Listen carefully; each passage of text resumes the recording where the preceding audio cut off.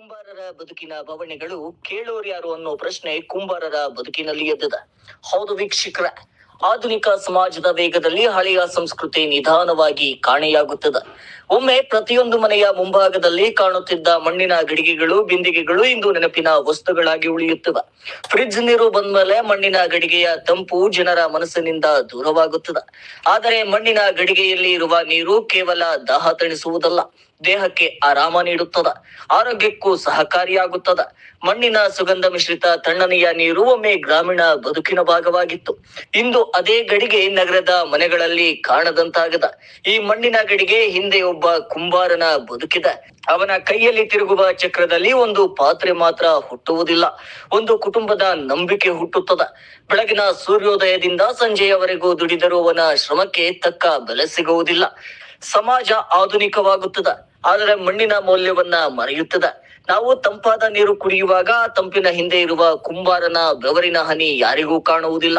ಮಣ್ಣಿನ ಗಡಿಗೆ ಕೇವಲ ಪಾತ್ರೆಯಲ್ಲ, ಅದು ನಮ್ಮ ಸಂಸ್ಕೃತಿ, ನಮ್ಮ ಆರೋಗ್ಯ, ನಮ್ಮ ನೆನಪು. ಇಂದು ಮಣ್ಣಿನ ಗಡಿಗೆ ಉಳಿಸಿದರೆ ನಾಳೆ ಕುಂಬಾರನ ಬದುಕು ಉಳಿಯುತ್ತದೆ.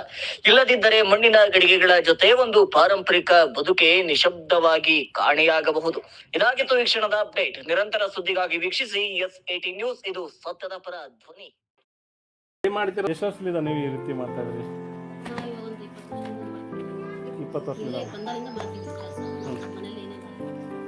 ಅಂದರೆ ನಿಮ್ಮ ತವ್ರ ಮನೆಯಲ್ಲಿ ಏನು ಇರ್ತಿಲ್ಲ, ಕೆಲಸ ಮಾಡ್ತೀವಿ. ಅಂದರೆ ಅಂದಾಜು ಈಗ ಬೇಸಿಗೆ ಕಾಲ ಬಂದೈತೆ, ಇವಾಗ ಸೀಸನ್ ಏನಾದರೂ ನಡೀತದ ನಿಮ್ಮದು?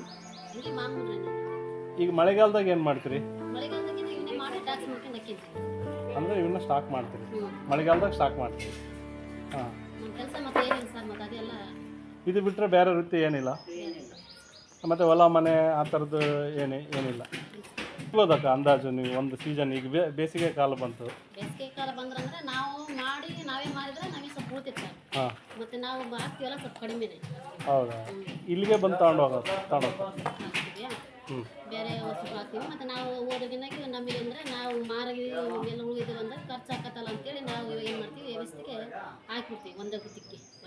ಅಲ್ಲೆಲ್ಲ ನಾವು ಹೋಗಿ ವ್ಯವಸ್ಥೆ ಮತ್ತು ನಾವೆಲ್ಲ ನಮ್ಮದೆಲ್ಲ ಖರ್ಚು ಇರ್ತಿತ್ತಲ್ಲ ಅಂತೇಳಿ ಹಾಕಿರ್ತೀವಿ. ನಾವು ಮೊದಲೆಲ್ಲ ಮಾರಕ್ಕೆ ಹೋಗಿ ನಾವು ಅಲ್ಲ ಜನ ಬಂದು ಇಲ್ಲಿ